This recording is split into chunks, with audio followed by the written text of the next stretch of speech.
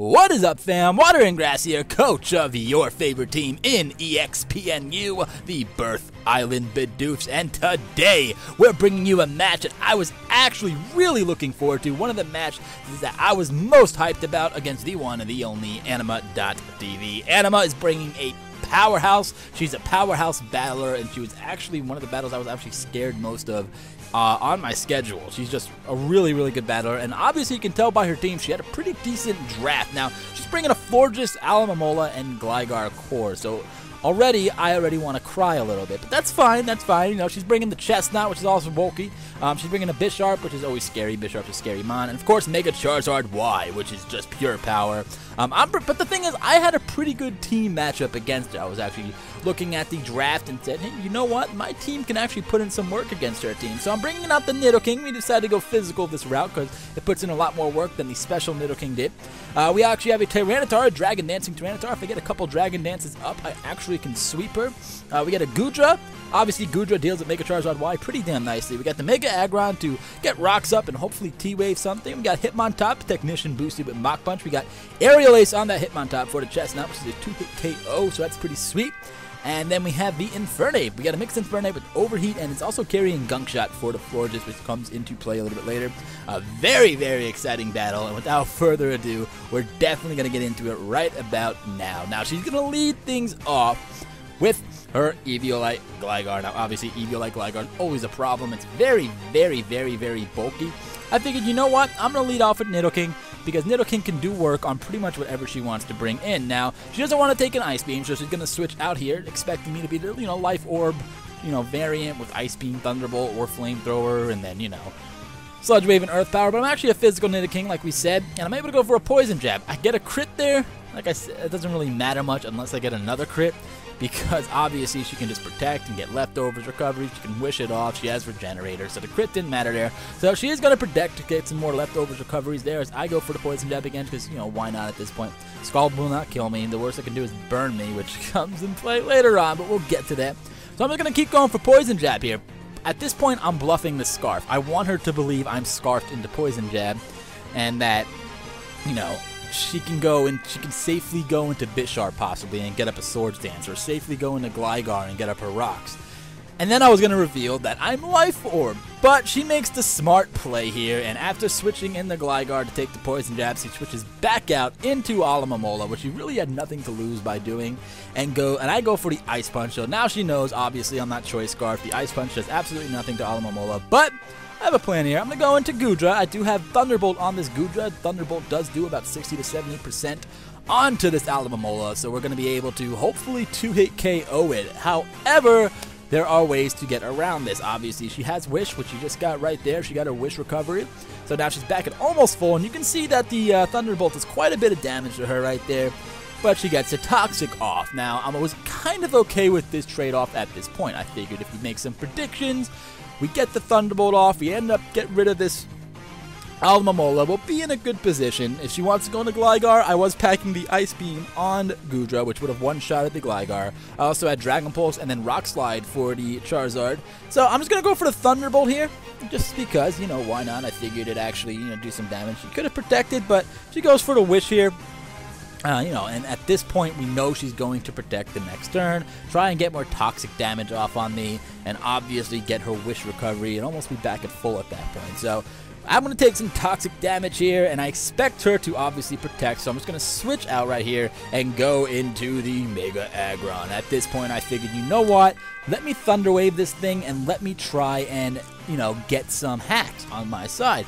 If we T-Wave it, I could probably bring in Goodra later on and possibly get a pair of hacks eventually and T-Wave it and Thunderbolt it to death, but you know what? It didn't exactly work out that way. Now, while we're able to set up our Stealth Rocks here, which is vital to me killing that Mega Charizard Y, which we're going to do right here. We're going to have the Stealth Rock. She does get the Scald off, obviously. I expected that, but she gets the burn immediately. The first Scald of the game, and she gets the burn. So obviously that's always a lot of fun. But I am able to get my rocks up, like I said, which is integral to me dealing with the Charizard. I really needed a way to deal with the Charizard, and rocks helped. Once I got rid of the Gligar, I knew rocks were there to stay. Now at this point, I know that she's probably expecting me to I mean, there's really, she knows there's nothing I can do to her. So, but in the same breath, there's really nothing that she can do to my Goodra. It's already toxic. The most she can do is protect and everything. So I'm going to go into that. Not going to get the T-Wave off right away because, we're not in desperation mode just yet. I'm hoping that we can get some T-Bulbs up. But I'm actually going to switch out Goodra here, expecting her to not want to stay in on a Thunderbolt, despite her being able to protect and wish and all that. But she actually stays in, goes for the protect, which is safe anyway. I go into Nidoking. I don't want to take a Scald at this point. And I'm actually going to switch out and go straight into Aggron. And this is where I said, you know what? Let's try and T-Wave Alomomola, because I could already tell that this thing was going to be a problem. I could tell with the team previews this thing was going to be a problem. So she goes for the Scald here. At this point, I'm just sacking off Aggron so I can get a T-Wave off on the Alomomola. The Scald burn on the first Scald kind of dampened Aggron at that point anyway. So I'm going to be able to get the burn, the paralyzation here, and, hopefully get some hacks in my favor going down to battle. So she's going to protect here as I just Iron Head. Like I said, I was just pretty much sacking off Aggron at this point. And I'm going to die to the burn, which is fine because Aggron did its job. It T-waved the threat, and it got its rocks up, which is going to help cripple even more threats on her team. At this point, I'm going to go into Goodra, and I kind of expected her to switch out. I didn't think she would really risk the Thunderbolt and then getting paralyzed and then being T-bolted again. So she does switch out, and I'm able to go into Nidoking safely, and she goes into the Gligar. Now the Gligar is going to take Stealth Rock damage, and I know from this range of HP, even if it's physically defensive, an Ice Punch from a Sheer Force boosted Life Orb Nidoking is going to take out the Gligar. So we got her defogger out of the way, so she's not defogging. The rocks are there to stay, and I am able to actually really cripple that, and it's really, really nice. Now, she goes into Mega Charizard Y, takes rocks damage. I'm like, you know what? I'm going to either risk her outspeeding me if she's, not timid, or I'm going to sit there and I'm going to just Poison Jab and try and get damage off on this thing. So, she goes for the Will-O-Wisp. Anima likes to pull out plays that you don't really expect, and she actually goes for the Will-O-Wisp here. And because of that, the Poison Jab, despite it being 88 to 93% isn't going to kill the Charizard. But you know what? It's all fine because we're going to be able to sit there and go for the Earthquake. Now, she could have... Now, the reason why I stayed with Nidoking to begin with, she could have Dragon Pulsed, expecting me to go into Goodra. She could have Tailwinded, which we saw her do against Hermsaur. So I figured Nidoking could take this thing out regardless. But she's able to Roost there, obviously. I'm able to kill it off with the Earthquake, expecting the Roost.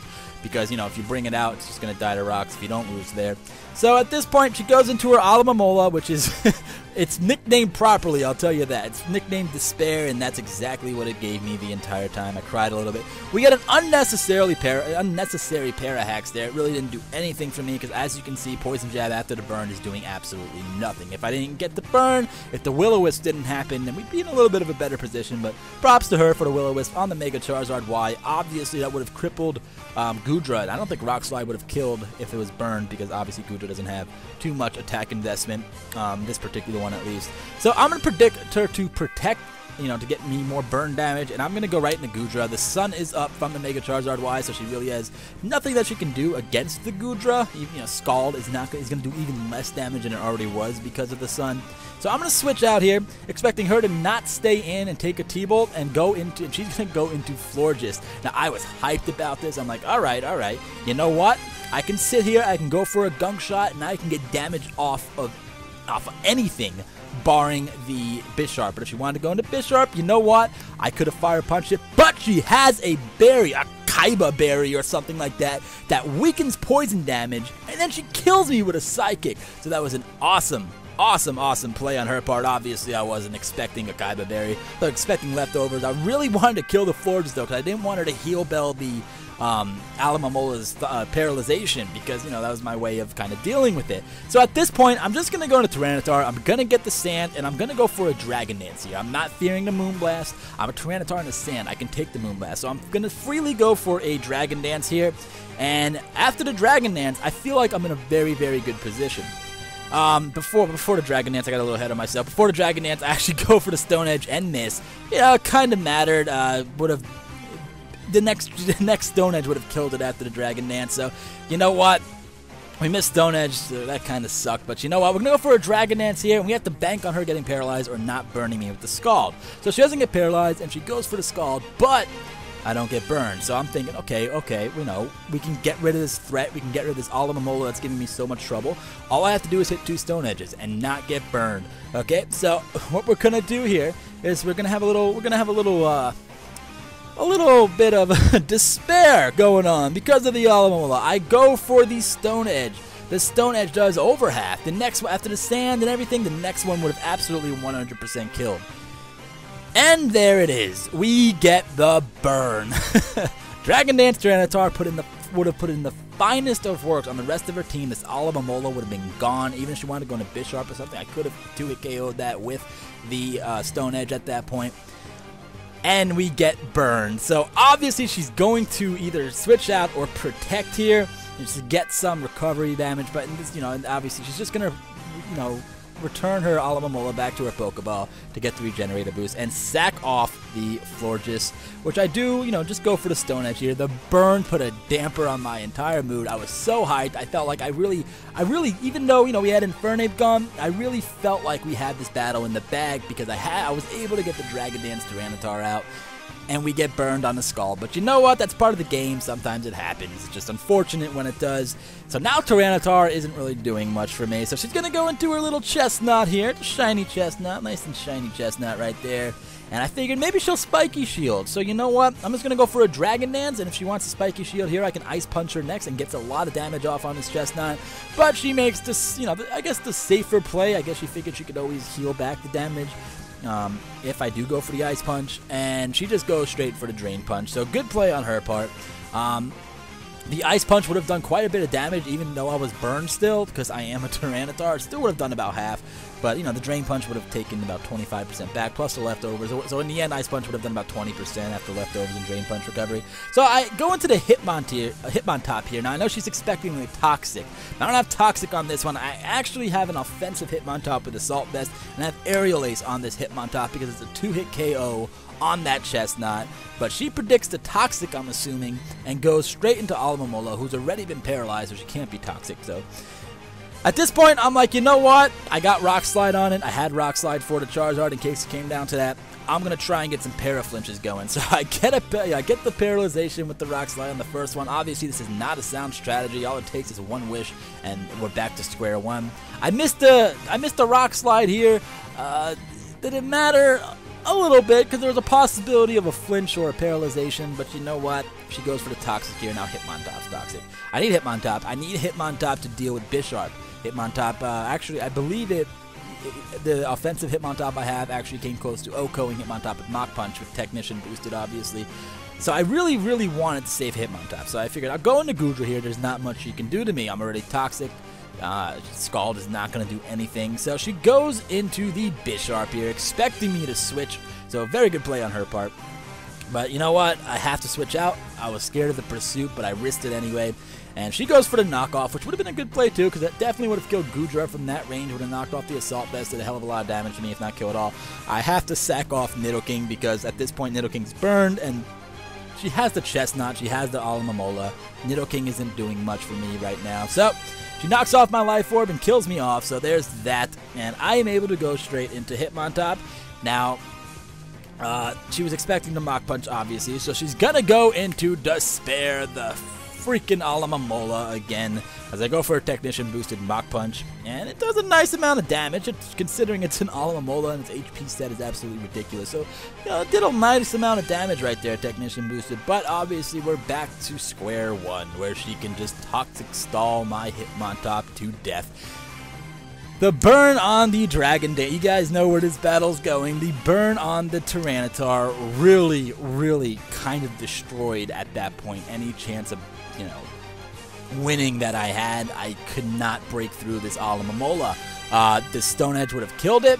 We missed the Stone Edge. We got burned on the Skull. The Stone Edge would have done a hell of a lot of damage, if not killed it at that point.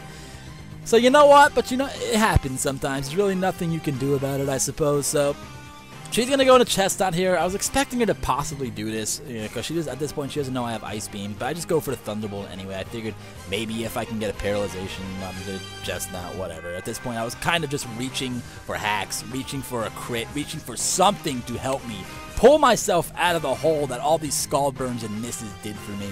But, you know, at this point, there's no reason to switch into Hitmontop. If anything, Hitmontop is possibly the only way for me to win this, even though it's toxic. I can still Aerial Ace the Chestnut, I can still Mach Punch the Bisharp, I can still possibly Paraflinch the Alomomola to death. So there's still a very, very slim chance of me winning this battle with the Hitmontop. So we're going to go for the Aerial Ace here, and there's no reason to over-predict there. I wanted to go for the Aerial Ace. It does a lot. She told me this was actually an offensive Chestnut too, so Aerial Ace possibly would have killed at that point. Now she just goes into Alomomola, which is obviously her physical wall, and she's able to eat up that Aerial Ace. And here I go for the Rock Slide. I figured, what the hell else do I have to do other than possibly try and Paraflinch this thing? So I go for the Rock Slide. We do get a flinch. You know, the hacks were on my side just a little bit too late. They didn't matter. So I'm going to go for the Rock Slide again, and I hit it, and surprise, surprise, we get another flinch. Again, when it doesn't matter. Now, if this was like Guts Hitmontop, which doesn't exist, but you know what? If we had Guts, you know, it would have maybe done more damage. I don't know. But at this point, she gets the Protect off. I'm obviously going to take more toxic damage. There's no reason for me to prolong the inevitable at this point, because the toxic stall is just going to keep going and going and going until Hitmontop is gone. So she's going to recover some leftovers. Obviously, I'm taking more toxic damage there. And at this point, you know what, I'm just going to go for a Mach Punch, and we're going to see how little Scald does to an Assault Vested Hitmontop. It wasn't really invested. So she gets the Scald, and I'm just going to die to Toxic here, and that's going to be the game. Obviously, Alomomola was a huge problem, but I think I played around it pretty well despite it, you know, putting a hole in my team. It's just the Stone Edge miss, the burn on the Tyranitar, it really, really, really hindered my ability to come back from, you know, being toxic on the Goodra and getting burned on the Nidoking from the Will-O-Wisp Charizard Y. But you know what? It happens. Like I said, hacks are part of the game. She played some amazing sets. I really like the Will-O-Wisp on the Mega Charizard Y because you don't expect it. The Kaiba Berry or whatever it was, something with a K in the beginning and an A at the end of the name, Berry, that prevented, dealt with poison damage a little bit better. That was amazing. The Psychic to kill off the Infernape was really cool. It made me think that maybe Focus Sash Infernape would have helped me out a little bit better in this battle, but you know what? Hindsight's 20/20, and you can't really prepare for that that kind of play right there, especially when I have a Mega Aggron on our team, and Mega Aggron could have dealt with Florges. But awesome stuff on Anima's part. Great battle. The battle was obviously a lot closer than the 3-0 score says. And she played amazingly. Obviously, hacks were hacks, but you know what? We both played really, really well, and it was a fantastic battle. And I am super stoked for Week 4. Now, Week 3, I have a bye week. I'm going to try and get a mock bottle with another EXPNU buddy, but Week 4, we do have a bye week. So, anyway, that's pretty much going to do it for me. Like I said, go check out Anima's side of the battle. I believe she's doing live commentary, so you can see what happens to her live. We were talking about it afterwards, and we were talking about how we both, like thought so much about each move that we chose for this battle. There was 41 turns long, but anyway, thank you all so much for watching. Have a great night, have a great day wherever you are in the world. 300 likes is the goal. I'm out.